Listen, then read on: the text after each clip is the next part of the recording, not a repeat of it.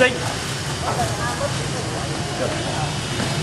Antonio Graceffo's Martial Arts Odyssey. Today we're in Vietnam. Today I'm with Teacher Vong. We're at Quan Thanh Temple in Hanoi, Vietnam. We're learning Vo Co Truyen. Bài 16 bài, 17 bài rút ra thì đoạn rồi chúng ta sẽ phải lên trên.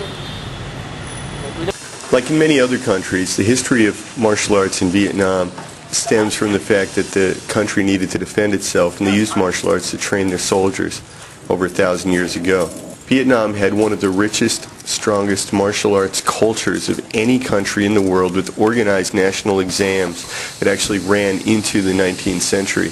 Unfortunately, under the French colonial rule, martial arts were pretty much outlawed, and the martial arts went into a steep decline. A few masters continued teaching in secret, but as a rule, that was the end of martial arts in Vietnam. And then taking a pragmatic approach, as the French introduced guns and modern weapons to the country, there was less interest in martial arts.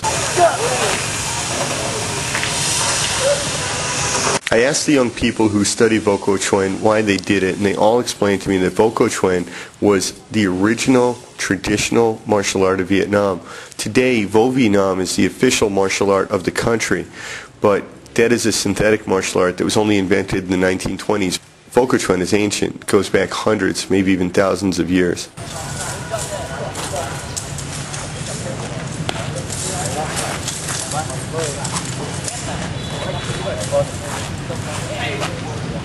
And these young people struggle to keep the martial art alive.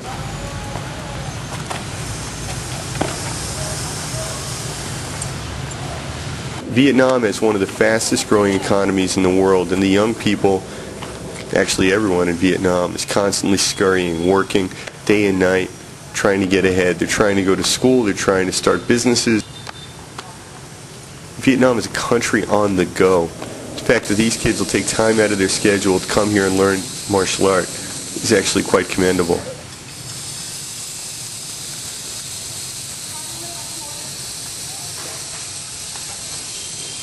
They're helping to preserve their nation's culture.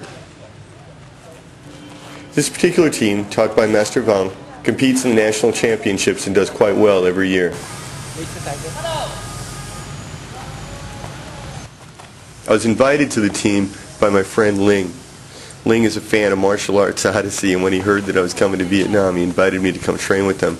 As a rule, the martial art looks to me like a Chinese martial art. It has all the elements of, say, Shaolin martial art, Shaolin Kung Fu, but you can also see some influence from the other countries around the region. But it's a lot of forms, a lot of weapons. Fighting is definitely not the primary goal in this martial art. But in Vietnam in general, there's really no professional fighting in Vietnam. Master Vong has been pretty nice to me because he knows that I really like fighting. I don't like weapons and I don't like forms, so he's been teaching me the fighting applications of Vo Co Truyen, and that's been a really interesting experience. It's nice to get a different perspective, not just Muay Thai, not just boxing, not just MMA. And if you watch these guys do their forms, I mean, they've got amazing flexibility. They can do things with their bodies that other martial artists can't do. And as a result, even their fighting is going to look very different.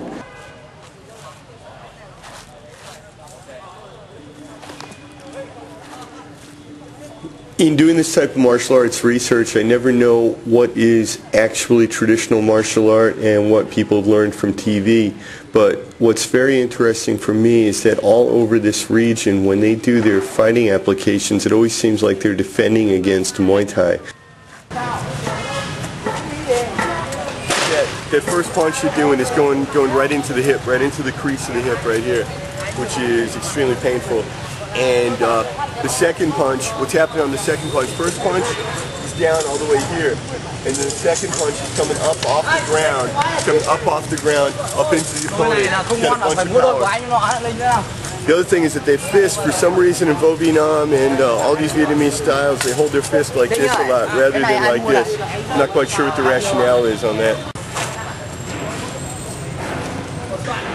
As if the whole style was focused on defending against Muay Thai. It's sort of the prominent fighting art in the region. So here, what we're practicing again and again and again is stepping out of the way of one of those Muay Thai roundhouses, punching in the thigh or punching in the groin or punching into the crease of the hip and then punching in the face. And we'll just see again and again and again Muay Thai counters, Muay Thai counters, and Muay Thai counters. Teacher Vaughn uses a lot of techniques where he slides in and he uses his knee to take out my knee. It's a really good way of gaining control of your opponent, and I've seen similar techniques in other Vo Co Truyen applications as well as in Vo Vietnam. It's actually a little bit sneaky. His rear leg is stepping in, stepping through, and stepping across, and then it's hitting my base leg. He's destroying the base leg. In Muay Thai, we have a lot of techniques where you attack the attacking leg, but this one is taking out the base leg. And remember, that's where all the weight is, and that's where all the balance is, and you'll do a lot of damage. What I like on both these techniques is that they're using the knee to block, and then they're using the knee to wreck the opponent's lower leg. So even on that sliding move, he's moving in, and his back knee is coming in, and it's wrecking the base leg. Something else you see a lot of in these Vietnamese martial arts is that they'll slap the face, a downward slap or an upward slap to the face, either with the palm of the hand or with the heel of the hand. And this hurts. This hurts, but it obstructs your vision and it jerks your head. It really just completely, scrambles your brains inside your skull. It's slapped like that. You get very, very, very disoriented. It's kind of an interesting technique. And then, of course, Master Vong can do stuff like slap you and then with the same, strike you with the same elbow or come across with another punch or another kick.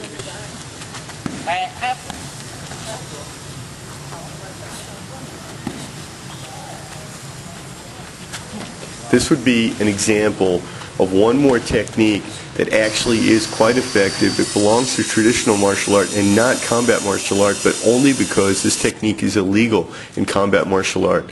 So I think that in studying traditional martial art, we can pick out these little elements like the face slap, the head slap, like the knee against knee contact. I think there are little techniques like that that have disappeared from combat martial art, either because we're wearing gloves or because it's just not allowed, but they would actually be viable techniques. They would actually be winning techniques if you were allowed to use them.